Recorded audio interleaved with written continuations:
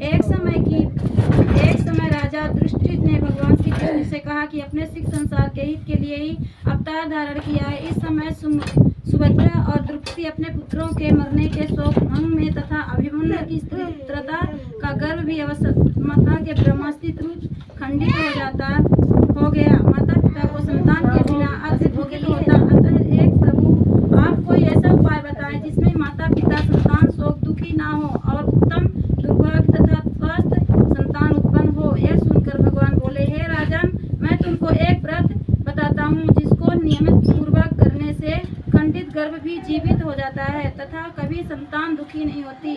प्राचीन काल में सुभद्रा नाम का एक प्रसिद्ध राजा था। उसकी रानी का नाम सुवर्णा था और उसके एक हस्ती नाम का प्रतिपुत्र था जिसके अपने नाम से हस्तनापुरी बसाई। राजा पुत्र एक दिन धारी के संग गंगा जी के स्नान करने गया और गंगा जी में जल क्रीड़ा करने लगा। इतने में एक ही ग्रह से जल में खींच ले गया। वह देखकर रानी सुवर्णा बहुत दुखी हुई और क्रोध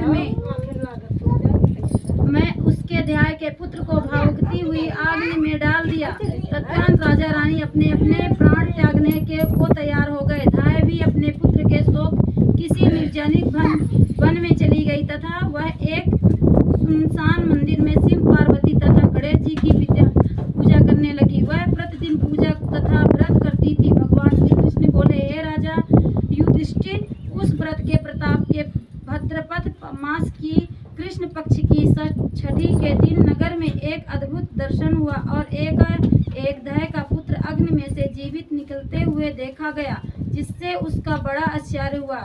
इसका रहस्य बताने के लिए शिव जी की आज्ञा से दुर्वासा ऋषि वहां आए। राजा ने दुर्वासा को आया देखकर ब्राह्मण के पुत्र के जीवित निकलने का कारण पूछा। तब दुर्वासा ऋषि ने कहा, हे राजन, उस ब्राह्मण ने वन में जाकर शिव पार्वती जी की स्वामी कार्तिक एवं गणेश जी का ध्यान पूजन स्मरण यदि बड़ी ही श्रद्धा भक्ति से किया तभी नियम पूर्वक व्रत किया।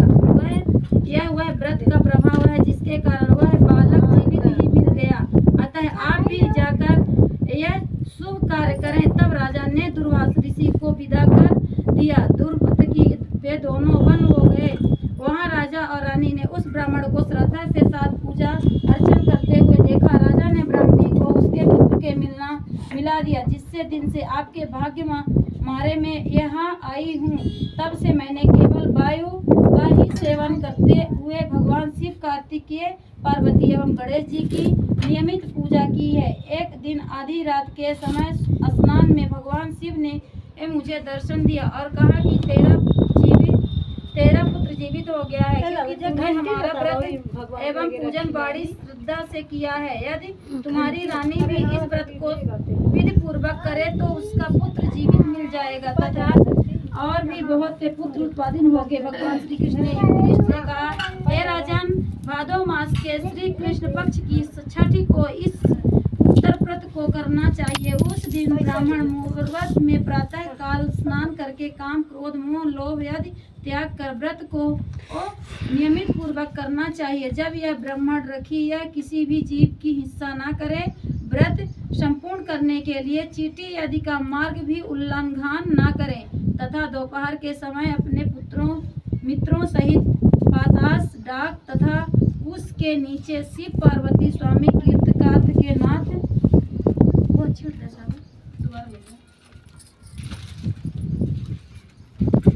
तथा गणेश जी की मूर्ति स्थापित करके धूप निधि आदि का भक्त भाव से पूजा करें और प्रार्थना करें कि सौभाग्य मूर्ति, पंचमुख, शूलधारी, नंदी, सृष्टिंगी, महाकाल आदि गुणों से युक्त आप भगवान शिव को मैं संसार के प्राण करता हूँ। माता पार्वती जी को मैं नमस्कार करता हूँ। फिर विद्या विनाशक गणेश जी की वंदना करें। हे मूषक वाहन लंबोदर, आपको संटंगस प्रणाम है। इस प्रकार इस चारों देवताओं की पूजा करके फिर ब्राह्मण सहित गाजा बाजे से अपने अपने घर को जावे। इस दिन सामा के चावल का भोजन करें और दही, दूध, घी तथा मट्ठा विशेष रूप से सेवन करें। दुर्वासा ऋषि ने कहा, हे राजन, जो स्त्री पुरुष इस व्रत को करते हैं वह पुत्र पौत्र से संपन्न होकर सुखी रहते हैं। दुर्वासा के से यह कथन सुनकर राजा और रानी ने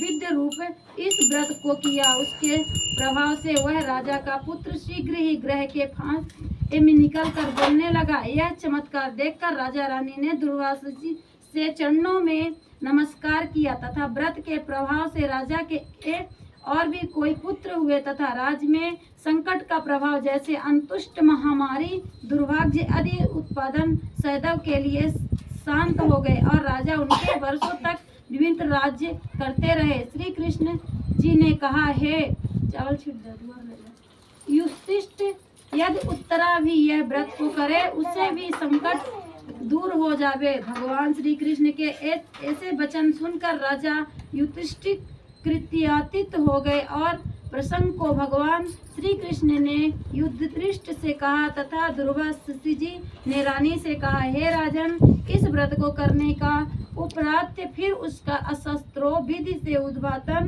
करें। उद्यापन में सुवर्ण महासी गौ और वस्त्र ब्राह्मण को दान में दें। सोने अथवा चांदी की मूर्ति बनवाकर वेद पाठी ब्राह्मणों की सहित उनकी पूजा करें। राजा युधिष्ठिर ने भी इस व्रत को उत्तरा से करवाया था, जिसके प्रभाव से अत्यात्मिक द्वारा खंडित किया हुआ गर्भ उत्तर में हिलाने डुलाने लगा और फिर वही गर्भ राजा परीक्षित के रूप में प्रकट हुआ। जो कोई मनुष्य इस उत्तम व्रत को करता है उसके सब कार्य सिद्ध हो जाते हैं, पुत्र पत्रों की प्राप्ति होती है तथा सूर्य लोक में उनकी पूजा होती है।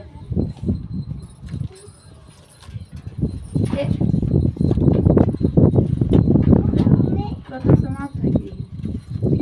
दूसरा पाठ अध्याय 2। एक दिन महाराज युधिष्ठिर ने भगवान श्री कृष्ण से कहा, हे प्रभु, कोई ऐसा, यही तो है, पूरा खत्म हो गया।